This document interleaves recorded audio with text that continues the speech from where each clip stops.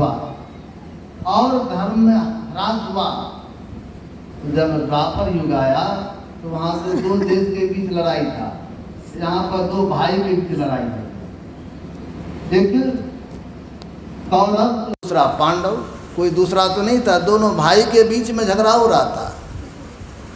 और आज कलिकाल है, पहले तो दो भाई के बीच में झगड़ा, आज दो भाई के बीच झगड़ा नहीं है, आज सबके मन मस्तिष्क में झगड़ा पड़ा हुआ है। कहते हैं कलिकाल है, इसमें कलह ही कलह होता है। तो आज का झगड़ा एक दूसरे व्यक्ति के साथ नहीं है, आज का झगड़ा अपने साथ है। और अपने साथ के झगड़े में हमको विजय श्री हासिल हो, इसके लिए क्या करना होगा। वहाँ का युद्ध, भगवान राम का युद्ध तो लंका के मैदान में था, पांडव और कौरव का युद्ध तो कुरुक्षेत्र के मैदान में हुआ। और आज का युद्ध हम मानवों के बीच में जो युद्ध चल रहा है, कहाँ पर चल रहा है, तो हमारे अंतर में चल रहा है। हमारे अंतर में जो खटविकार है, काम, क्रोध, लोभ, मोह, अहंकार, ईर्ष्या, द्वेष, चिढ़, ये सब जो खटविकार है, जिसके कारण आपस में संघर्ष होते रहता है। हमारे अंदर भी एक कभी सत्य वृत्ति आती है तो कभी असत्य वृत्ति आती है, कभी तामसी वृत्ति आती है तो कभी सात्विक वृत्ति आती है, कभी रजोगुण प्रबल हो जाते हैं तो कभी सतोगुण प्रबल हो जाते हैं। जब सतोगुण प्रबल होता है तो मन में होता संसार असत्य है। ठीक बाबा कह रहे थे, इसलिए ध्यान भजन खूब करना चाहिए, सुमिरन भजन करना चाहिए। जब सात्विक वृत्ति आती है, सात्विक शक्ति जब उभरता है तो मन में ये बात होती है। और जैसे वो दबने लगता है, जब राशि प्रवृत्ति आती है, तब मन में होता तो बाबा हैं, साधु हैं, उनका तो काम ये कहना। हम लोग तो सदगृहस्थ हैं, संसार को चलाना है, बढ़ाना है, झूठ नहीं बोलेंगे, कुछ छल कपट नहीं करेंगे तो काम कैसे चलेगा। तो बाबा है इसलिए बहुत बात बोल देते हैं। हम लोग तो सदगृहस्थ हैं। जब रजोगुण की वृद्धि होती है तो मन में इस तरह की बात होने लगता है। जब रजोगुण भी थोड़ा दब जाए, तमोगुण आ जाए, तो उस समय मन में होता है कि बाबा लोग तो झूठे प्रचार करते रहते हैं, ये लोग अपना पेट चलाने का धंधा चला दिया है, इससे गुजर चलने को है, धर्म करेंगे तो पेट भर जाएगा, ये सब कुछ होने वाला नहीं है। जब तामसी वृत्ति आता है तो सब कुछ लोग भूल जाते हैं। तो संतों ने कहा ये शक्ति आपस में लड़ते रहता है, तो चाहिए सात्विक वृत्ति को, सात्विक गुण को जगावें। सात्विक गुणों को अपने अंदर जगाएंगे तब हमारी विजय होगी। लेकिन वह गुण कहाँ होगा, तो संतों ने कहा, हमारे आराध्य में बड़ा चाका और हमारे पूज्य दशरथ बाबा ने भी बड़ा अच्छा संकेत किया, युद्ध कहाँ हो रहा है। तो और का युद्ध तो कुरुक्षेत्र के मैदान में, लंका के मैदान में, और हम लोग कहाँ लड़ रहे हैं। तो आओ वीरो मर्द बनो, अब जेल तुम्हें तजना होगा। हम लोगों का युद्ध कहाँ हो रहा है, मन निग्रह के समर क्षेत्र में सन्मुक्तिर डटना होगा। हम लोगों का युद्ध अपने अंदर में हो रहा है। अपने अंदर में जो युद्ध करते हैं तो मन के साथ युद्ध होता है। मन कभी धर्म के तरफ तो कभी अधर्म के तरफ, कभी सत्य के तरफ तो कभी असत्य के तरफ। ये जो बराबर दो शक्ति के बीच युद्ध होते रहता है, तो धर्म यही कहता है जो सात्विक शक्ति है वह उभरे, वह बढ़े, और तामसी शक्ति वो दब जाए। समाज में ये जो आसुरी प्रवृत्ति वाले लोग हैं वो क्या हो जाए, वह उनका वृद्धि हो, और दानवी वृत्ति वाले लोग दब जाएं, देव वृत्ति वाले लोग बढ़ें, ये होना चाहिए। लेकिन ऐसा होता नहीं है। हमारी दैव वृत्ति कैसे बढ़ेगा, सात्विक वृत्ति कैसे बढ़ेगा, तो ये काम होगा इसी संतों के शरण में जाने से, सत्संग में जाने से। सत्संग में जाने से हम तैयार होते हैं। और बड़ा सुंदर प्रसंग आप लोग सुन रहे थे, युद्ध के मैदान में खड़े हैं, प्रसंग बहुत सुंदर ढंग से चर्चा की गई है। युद्ध के मैदान में खड़े हैं, एक तरफ दशानन है जिनके डर से सारे देवता परेशान, जिनके यहाँ देवी लोग पानी भरती थी, झाड़ू लगाती थी, कितने बलशाली थे जरा विचार करें। एक तरफ रावण था तो दूसरी तरफ भगवान राम थे। रावण रथी विरथ रघुवीरा, रावण रथ पर सवार है और भगवान राम बिना रथ के है, न पाँव में जूता है, न और सब किसी तरह का आयुध उनके साथ है। तो विभीषण जी महाराज देख के अधीर हो गए, चिंतित हो गए और तब कहते प्रभु इतने बड़े दुर्दांत शत्रु को आप कैसे मारेंगे, आपके पास तो कुछ नहीं है। तब भगवान मुस्कुराते हुए कहते हैं सुनो सखा का कृपा निधाना। भगवान कहते हैं सखा, हे मित्र सुनो, जिस रथ से विजय होता है वो रथ दूसरा है। देखिए गोस्वामी जी महाराज संत थे, संत की वाणी बहुत ही गुरमय होता है, उनकी वाणी में रहस्य होता है। तो गोस्वामी जी महाराज ये तो धर्म रथ की चर्चा किया है, ये रथ वहाँ तो उपमा जो दिया गया है लंका कांड का दरअसल में उपमा है, लेकिन हम जीवन रूपी संग्राम में विजय कैसे प्राप्त करेंगे, हम अपने लक्ष्य को कैसे प्राप्त करेंगे, इसके लिए आप लोगों को सुना रहे थे। हम लोगों के जीवन का लक्ष्य क्या है, खूब धन जमा कर लेना, ऊंचे पद पर चला जाना नहीं भाई। हम लोगों के जीवन का लक्ष्य क्या है, तो गोस्वामी जी महाराज का दे धरे कर यही फल भाई, अब भजे राम सब काम बिहाई। हम लोगों के जीवन का लक्ष्य यही है जो उस प्रभु को प्राप्त कर लें, और उस प्रभु की प्राप्ति कहाँ होगी, कहीं बाहर में नहीं, अंतर में होगी। और अंतर में जब प्राप्त करना चाहते तो हमारे अंतर में भी रावण बैठे हुए हैं, वह आगे नहीं बढ़ने देता। वो रावण क्या है, रावण को लोग कहते दशानन, कहते उनको 10 सिर था 10 मुंह था रावण को, लेकिन दरअसल में तो संकेत है कि दरअसल वो रावण क्या है, कि हमारा जो मन है, इनकी इच्छाएं कितनी है, एक दिल लाखों तमन्नाएं, उस पर भी ज़्यादा हवस।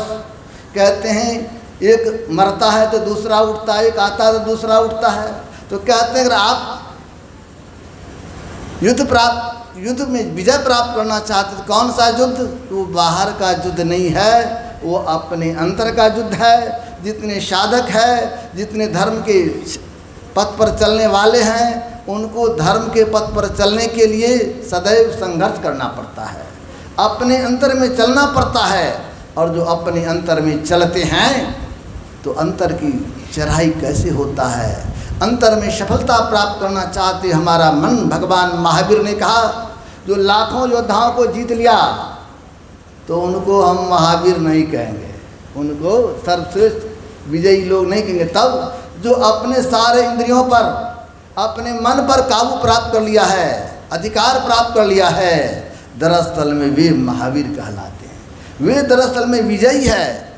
हम लोग जो हैं, हम लोग क्या हैं, हम लोग इंद्रियों के गुलाम हो गए हैं, हम लोग इंद्रियों के दास हो गए हैं। आँख जो कहती है वैसा करते हैं, कान जैसा कहता है वैसा करते हैं, जीभ जैसा स्वाद युक्त भोजन मांगती है उस तरह का भोजन दे देते हैं। मतलब हम लोग इंद्रियों के गुलाम हो गए हैं। बात यही हो गया है। जूता एक युवक से मैंने पूछा, उनका जूता देखा तो बड़ा देखने में सुंदर था, तो मैंने कहा जूता कितना कीमत का है, कहता बाबा बेसी दाम नहीं है, 15,000 का जूता है।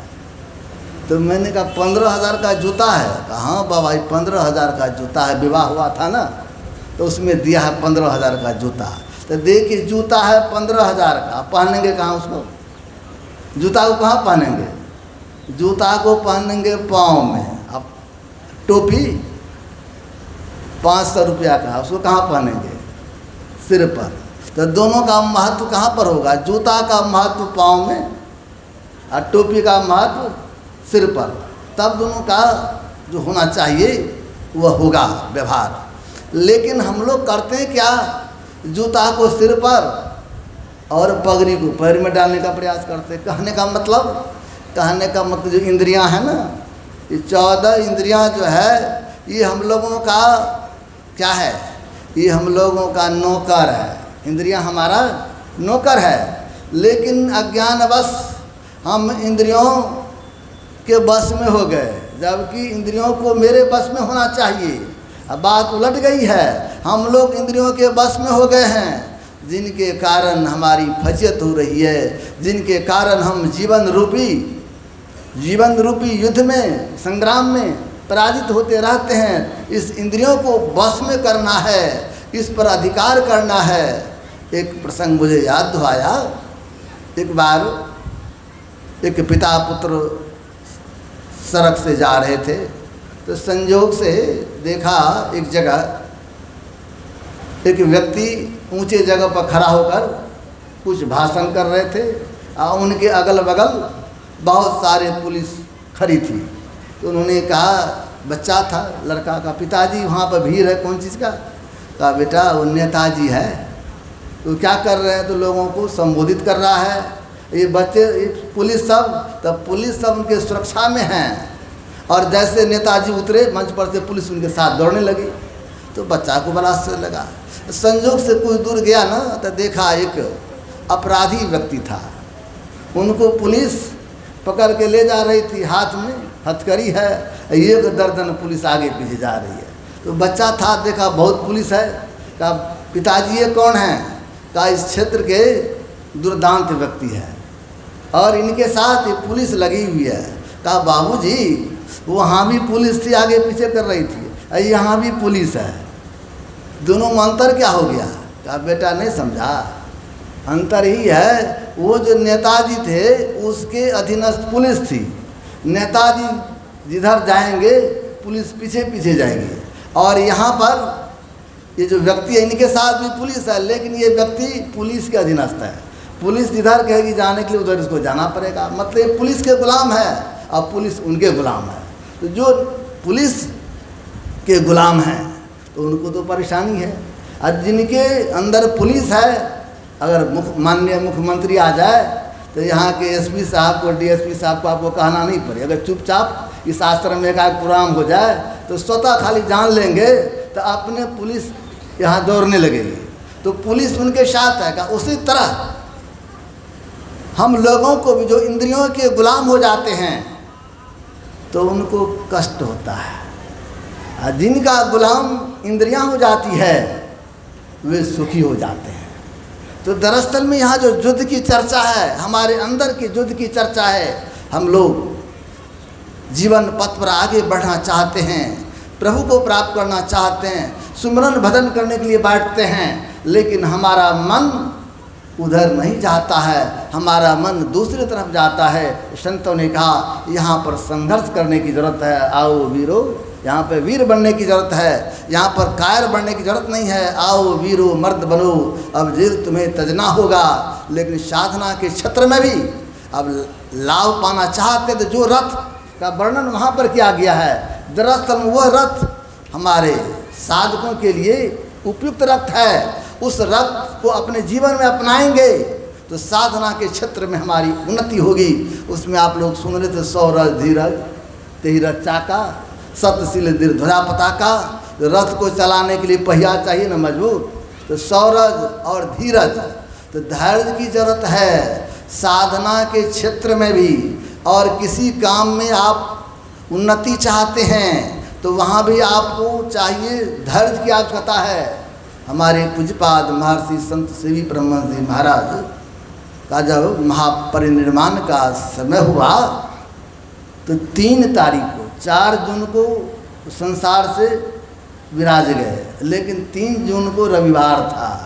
रविवार के सत्संग में हमारे कुप्पा घाट के मंच पर हुजूर श्री गए और उनका प्रवचन जब प्रारंभ हुआ तो यही था, धीरज धरे तो कारज सरे। जो धैर्य रखेंगे ना उसका काम बन जाएगा, जो धैर्य खो जाएगा तो उसका काम बिगड़ जाएगा। इसीलिए कारज धीरे होत है, काहे होत अधीर, समय पाए तरवर फले, के तो सींचो नीर। दीक्षा ले लिए हैं लेकिन 20 बरस हो गया है, अब मन में होता 20 बरस से ध्यान करते हैं, हमारी कुछ उन्नति नहीं हो रही, बेकार ही हो गया। लेकिन ऐसी बात नहीं है। आप जो दीक्षा लिए हैं, थोड़ा थोड़ा जब ध्यान करते हैं तो कुछ न कुछ होता है, हमें पता नहीं लगता है लेकिन कुछ न कुछ ज़रूर होता है। इसके लिए धैर्य रखने की ज़रूरत है। साधना के क्षेत्र में उन्नति चाहते हैं तो धैर्य रखिए, अगर धैर्य नहीं रखिएगा तो नहीं होगा। पूज्यपाद महर्षि संत सेवी परमानंद जी महाराज कहते थे, कोई पत्थर का टुकड़ा है, उसको तुम तोड़ रहा है, उस पर 100 हथौड़ा दिया तो पत्थर का टुकड़ा 2 भाग में बट गया। इसका मतलब 99 हथौड़ा व्यर्थ लग गया। 99 हथौड़ा व्यर्थ नहीं गया, 99 हथौड़ा मारे आप तो उसका बंधन ढीला हुआ, ढीला होते होते 100वें चोट पर 2 टुकड़ा हो गया। उसी तरह हम लोग साधना के क्षेत्र में आगे बढ़ना चाहते हैं, चाहते हमारी उन्नति हो, तो इसके लिए धैर्य से रहिए, धैर्य से रहिए।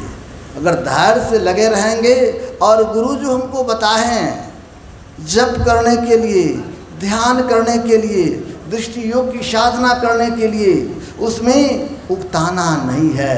हमारे गुरु महाराज को भी उनके गुरु ने कहा था, देखो लाला, कुछ देखो या ना देखो लेकिन ध्यान रोज करो। मतलब ध्यान करना, ध्यान पर बैठते हैं जब प्रारंभ कर देते हैं, इसका मतलब हमारे अंतर का युद्ध प्रारंभ हो गया। और जब अंतर का युद्ध प्रारंभ हो गया तो अंदर में जो बैठा हुआ रावण है, वो रावण एक दिन जरूर पराजित हो जाएगा।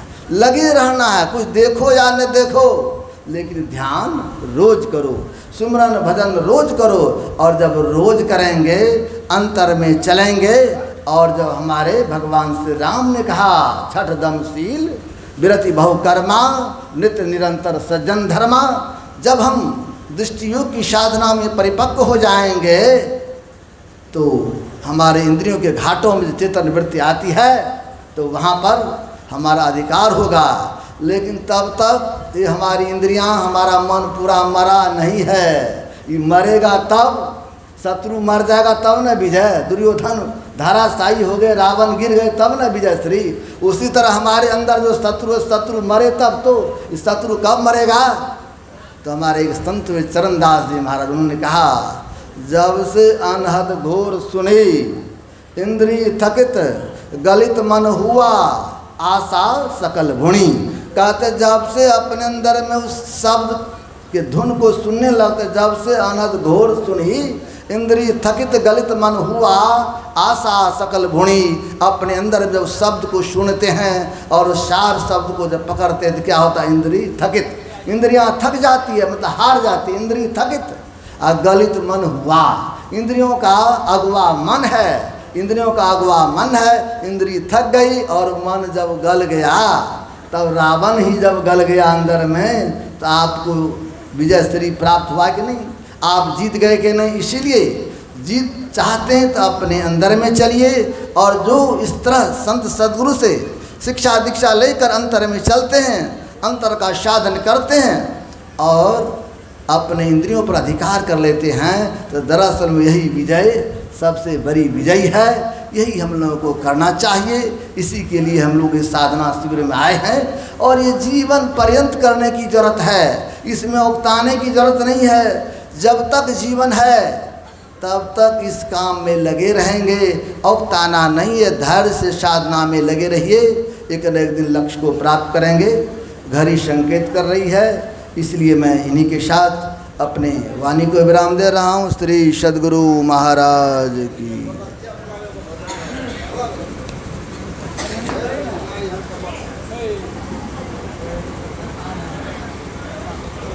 जय जय राम। गुरु जी आप अपने स्थान पर विराजमान हो जाएं। काम करते